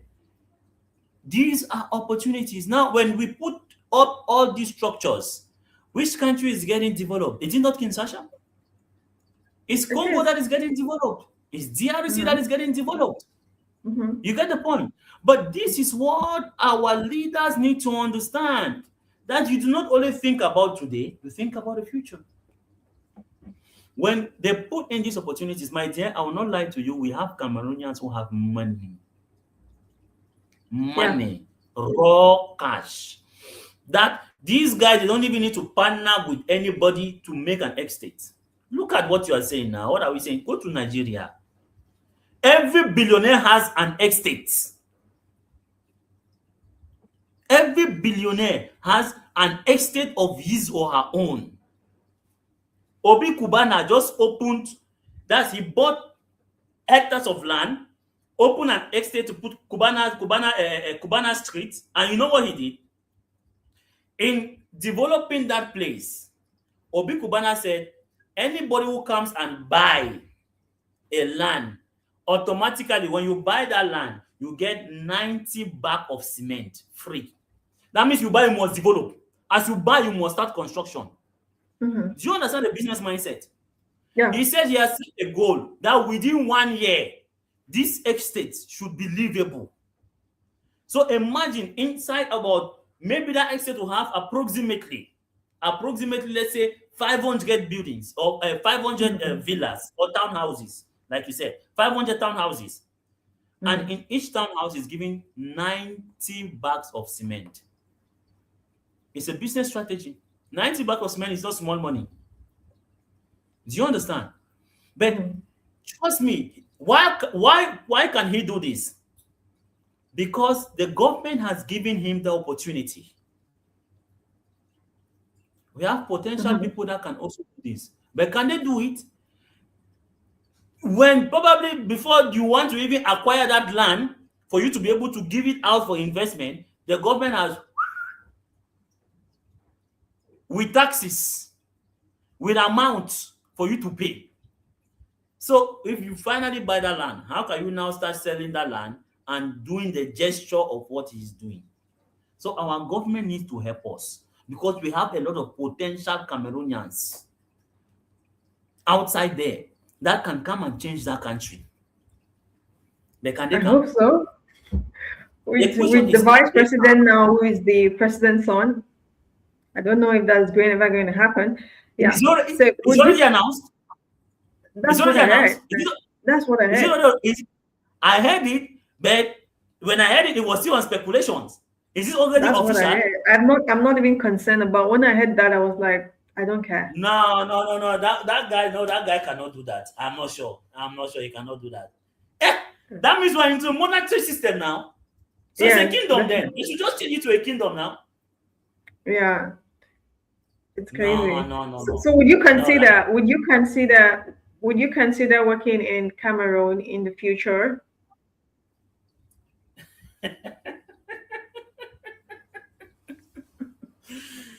Eh, well, it depends, huh? It depends. You understand me?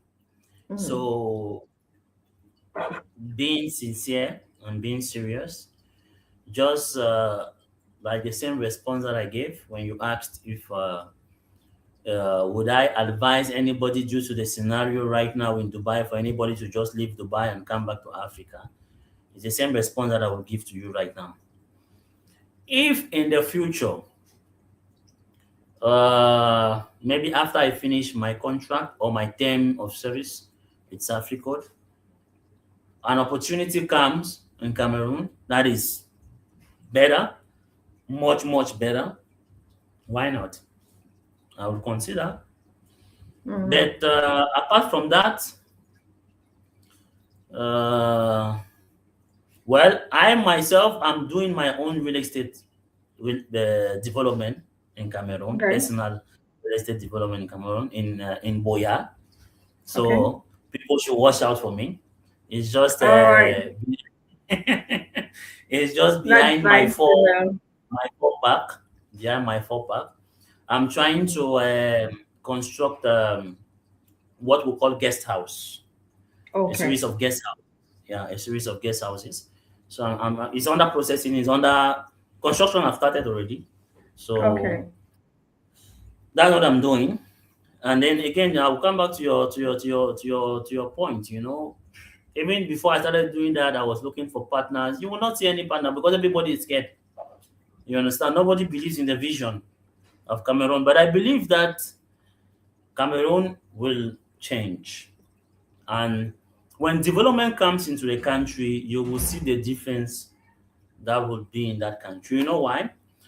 What Mhm. is killing us is, I will say it again, our government is not helping matters in the sense that, trust me, when foreigners start investing in your countries, because those foreigners are putting billions into that countries, you will see that even your security will increase, Yeah. which is what they don't know. Take it from me. When foreigners start investing in your country, putting billions, especially related investment. Because Mhm. related investment is not general trading, that you will say that okay, you can decide to say these goods that you are selling to Cameroon, you will not send the goods again. You will now say these goods will instead go to this other country. Related investment, as you've buried it. So even if you are Yeah. living in that country, you cannot carry that building and go out of that country. It's not possible. You get my point? Definitely. Mhm. So when foreign investors start putting money, start burying money into Cameroon, you will see that even the level of security will It's change, change. which is what the government has to think about. Mm. So that Thank you so much, Roland. Because when we have to talk about Cameroon, it makes me very emotional because it's just like we mm, are living with government or people who are so greedy to the core. They don't want to yeah, elevate, or they don't see, or they don't have their people in mind or exactly. at heart.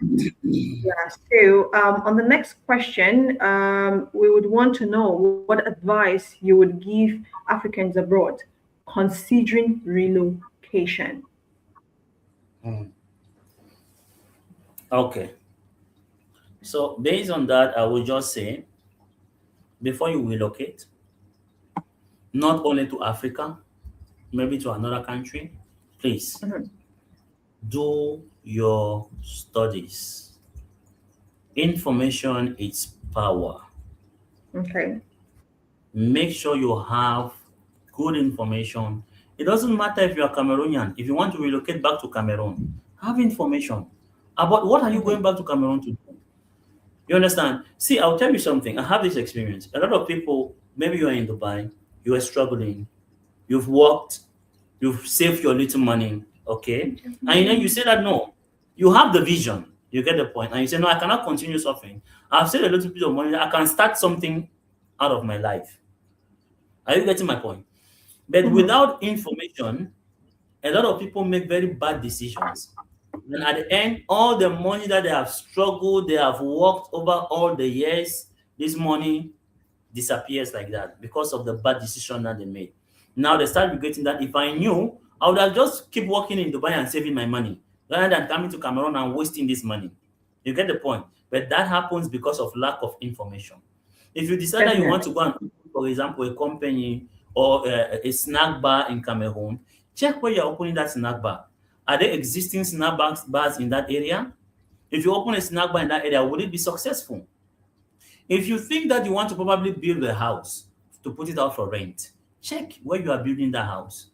That house, that place that you are building that house, will you be able to get the expected rent that you are expecting in that particular area, in that particular location, before you invest your money into it? If you want to do but a business, the business that you want to open, which is it's something that our brothers who are in abroad have suffered so much from it. Do you have somebody trustworthy that will handle this business for you if you are not there in Cameroon? Are you willing to put in the work, leave Dubai, go to Cameroon, open this business, stay there and manage it? Because a lot of people will tell you that no, no, no. People are saying that you know which I don't do, you know which I don't do, you know how many business I don't open up for Cameroon, you know Waka, you'll be there for them for manage that businesses then. This is a question. You get the point? You might have a very good idea, a very good business plan, a very good business actually. But just because of the fact that you are not there to manage that business, the business will never be successful. The best way to manage business is take the money, go chop and eat. When that money that if now you be there for the you for the take that money, they multiply that money. You get the point? Definitely. Mhm. Relocating is a good idea, but before you relocate, being Africa, being anywhere else, check. I have a friend today, he's complaining, he's regretting why he left Dubai. He's in America. I will not call names. He's in America. Time to time, he still writes me, bro, Alpha, send me something, not man, send me something now. But that was somebody that in Dubai, there was never a time that he asked me for help in Dubai. Mhm. You understand? It's nobody saying that America is not good. But he didn't do his studies, he didn't do his research before leaving Dubai to America. There are a lot of people that have left Dubai to America and they are doing very well. You understand? Because they Mhm. had the right orientation. They did their studies. They Mhm. knew that if I enter into America today, I can do like this, I can do like this, I can do like this. They have the right people that were orientating them. Before you move, get orientation. You understand? If you are moving back to Africa, if you can secure a good job for yourself in Africa, move and come and make something good out of yourself. If you've decided that you've worked enough, you want to start your own business in Africa, good and fine. Do your studies before you come. The location, the area, what you want to do, you will be successful. You do your studies, you come, you put in the work, you will be successful. Like I said, even if you rewind the interviews, you will see that I said that there are people that have gone to Dubai. Dubai didn't work for them. They relocate to Cameroon and they are doing very well for themselves. You understand? But this is because these people they knew what they were coming to do. So you will Yeah. not be that you go to Dubai, it didn't work for you, and then you just decide that no, yeah, I will relocate to Africa without any vision. You come and you will still suffer. So that is just it when it comes about All right. relocation. Thank you so much. Thank you. I really appreciate the advice you're giving. I also want to understand, right? What blueprint did you personally follow to get to where you are today? Hmm. Now, if we say blueprints, Mhm. give me a sec, okay? I think my laptop is getting. Okay. Give me 1 minute, yeah. I need to No worries. reconnect my. Oh,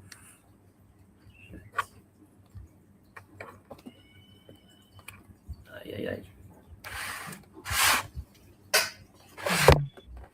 Okay. Okay. So if we talk about blueprints, I would just say, how can I put it? Mm,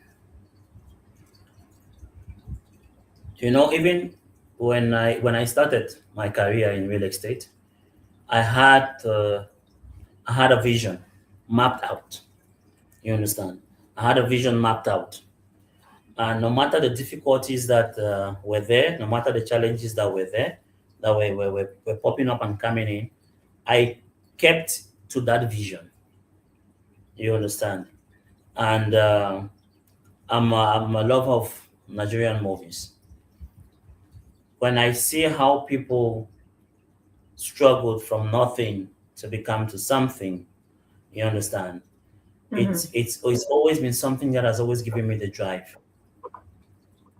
You get the point? It's been something that's always given me the drive. And there is this Will Smith movie that I watched long time ago. That's why they say you might do something, but you don't know how that thing will affect someone's life.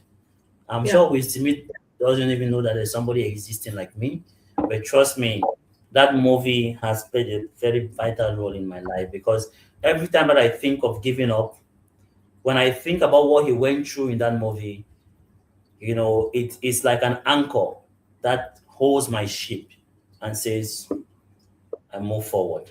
You understand? So it's not been a bed of roses. It's been difficult. There have been so many challenges along the way, but till now also. So there are still challenges even till now. But I just keep having that drive. You understand? For me, it's all about, like they say, the light at the end of the tunnel. I Yeah. focus on the light at the end of the tunnel. I Mm-hmm. don't mind even if it's not bright right now. I keep struggling, keep pushing. You understand? Keep Mm-hmm. striving to see that light at the end of the tunnel. So that Mm-hmm. has been my zeal. That has been my focus. That has been what has been guiding my path all through. All right. Thank you so much. So, as we Okay. get to the end of the session, because one Okay. thing I'm trying to do here, doing this live podcast session, and it's apparently to give people first-hand information, right? We don't Mm-hmm. want to be in the hearsays. Oh, we heard that in the US, we heard that in UK, we heard that in Exactly. Congo, we heard that in Japan. We don't want to live in that la la land of hearsays. I that's Mm-hmm. so I'm bringing people live and direct from different places, right? Because the next guest, which is next week, is going to be from Japan. So they would Okay. understand what it really means living in those countries firsthand. Because we are tired of hearsays, especially when you have to take hearsays or from agents that really want your money because they want you to use them and they want your money. So they want to make a visa for you. They will tell you stories that you want to hear. You want to Yeah. hear that you come there in 1 day, 2 days, you're going to be Mm-hmm. successful. They will sell you that story. They know what to sell you to give to take money out of you. So we are making Of this live course. session. It's a shame that many people are not they don't really tune to it to come here to listen first-hand Mm-hmm. information from people who've lived or people who are living live and direct in those countries. Maybe when they hear that I have someone from the US, they'll want to come forward. Yeah, Probably. because sometimes us Africans, it's the mentality thing. We are so drawn to the West, which I Yeah. think we need to start scrubbing off that mindset because it's No, really but I bringing will. people backwards. Yeah, I We will tell really you need to something. scrub that mindset out. I was talking to Sure. someone in the US, and the person was, we were talking, and the person was just like, "Why is your background so quiet?" Because when I talk to people in UAE, their backgrounds are always noisy. And I told the Mm-hmm. person, I don't know why you guys in the US like to downplay people who are in the Middle East. So you just think Mm-hmm. because you talk to a few people in Middle East and they stay in bed spaces, it's everybody that stays in the Everybody bed space. let's No, it's face. not everybody. So there's Yeah. always this mindset of those who are in the West trying to downplay those who are in the Mm-hmm. Middle East, forgetting to know that Mm-hmm. people's destinies and lives are different. You Of can make it course. anywhere. It's not like US is where you have to go before you receive the gems of the world. No. So that's That's why it. I'm bringing people. So we'll be having That's people it. from Canada, we'll be having people from UK, we'll be having people from Japan. We'll have people Mm, from the quote unquote better countries, as some people normally call it, that will come mm. forward and they will tell you what it is like living in those Please, countries so that you would have please keep me information posted. Yeah. and you would definitely make informed decision because my mission is for people to have informed decisions. Yeah. Please So, keep me on the posted last question before you on all go, those. one message. Can you just give us one message to the Africans who are watching you right now? Okay. The message that I would like to leave to my fellow brothers and sisters that are actually watching me right now, those who will be watching the video later, those who are actually connected live, I see there are a lot of people connected live, is that, you know, always believe in yourself and never, ever, never, ever, ever, ever sell yourself short. Mhm. The moment, the time, the second you tell yourself you cannot do it, then you cannot do it. But when you tell yourself you can do it, even the Bible says that the Lord that will serve would move mountains. So never sell yourself short, and you will see that you will achieve marvelous things in your life. And always try to get information because information is power. So that's just it. Thank you so much, Mr. Roland Thank Babila. you. Thank you so much, guys. He's streaming live and direct from Congo Kinshasa. He was someone that Thank was in Dubai for a long time, and then he was hired from Dubai to go as a general manager to one of the leading real estate companies in Congo Kinshasa. So that's where he's streaming live from. So if you are one of those that are listening to me right now, this is something that I've put together, trying as much as possible to get people from across the globe. It's no longer a Dubai thing when we see it in those podcast studios and we're telling stories. No, you. it's something that is live. I was hoping that many people are going to be here to ask first-hand questions so that he can actually answer to Mhm. clear your doubts, right? So it's a session that I've put together, and for the next week, I'll definitely. That's next week on the 18th. I have someone from Mhm. Japan. That's someone that has actually been in UAE before and left and went to Japan. And then on the 25th, if I'm not mistaken, I have someone coming up from the US. He's been in the US for 23 years, so he's going to be giving you hot information about what it is like living in US. Then subsequently, I have someone from the UK. I'll have someone from Canada as well, from Bahrain, from Qatar, so that they will give you first-hand information, so that you should not make any decision. You should make informed decision, right? So thank you so much, Roland Babila. I know your schedule is a very busy one, but you took up time to come and bless our people. And it's Thank you. not been a very, very good viewership because people have not come in. Yeah, people have not actually showed interest, but slightly But and steadily we are getting there. We'll just be on it. And so that even if it reaches 1%, because right now I'm seeing like only two people here. So even if it reaches 1% or two people, it's still then I something. have It's something. actually, yeah, information has been passed out and value has been given. So that's just it. Okay. Yeah. So thank you so much for your time. Thank you Thank you. for Thank you for selling having out me. yourself to us because that's another one too. Thank you so much. Have a blessed and wonderful time. Thank you. Thank you. Have a nice day. You too. All right, ladies and gentlemen, I come to the end of this session. As I said earlier, you need to stay tuned. Stay tuned for next week because I have someone who was in the United Arab Emirates before and left because it did not really pay off. The person left and went to Japan. So we'll be having that person next week. So stay tuned. If you want to subscribe so that you don't miss a session, especially when we are live, because we are just giving you what it is like living in those places firsthand. We don't want people who are living in limbo or in la la land with people telling them things when they are not there. So we want people who are live and direct from those places giving us concrete information, so you should not make the mistakes they made, right? So basically that's what it is. Have a blessed one, remain blessed, and bye. Bye bye.